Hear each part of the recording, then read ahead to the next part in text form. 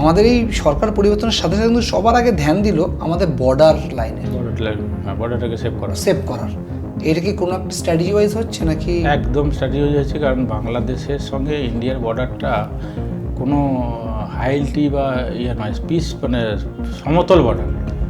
এখানে ইনফিল্ট্রেশনটা হওয়াটা খুব মানে ইজি। হ্যাঁ একদম।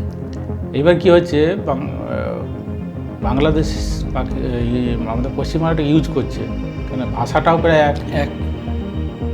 স্লিপার সেলগুলোকে এরা অ্যাক্টিভ রাখছে পশ্চিমবাংলার মধ্যে। এবার পশ্চিমবাংলা থেকে ওরা কন্ট্রোল করছে, কিন্তু করাই নেই। সেই জন্য আমাদের সিকিউরিটির যে অ্যাডভাইজার অজিত ডোভাল স্যার আছেন, উনি সব ব্যাপারটা দেখেছেন, ওনার কাছে তো সব খবর থাকে। তার জন্য বাংলাদেশ বর্ডারগুলো এখন সিল করতে শুরু করছে।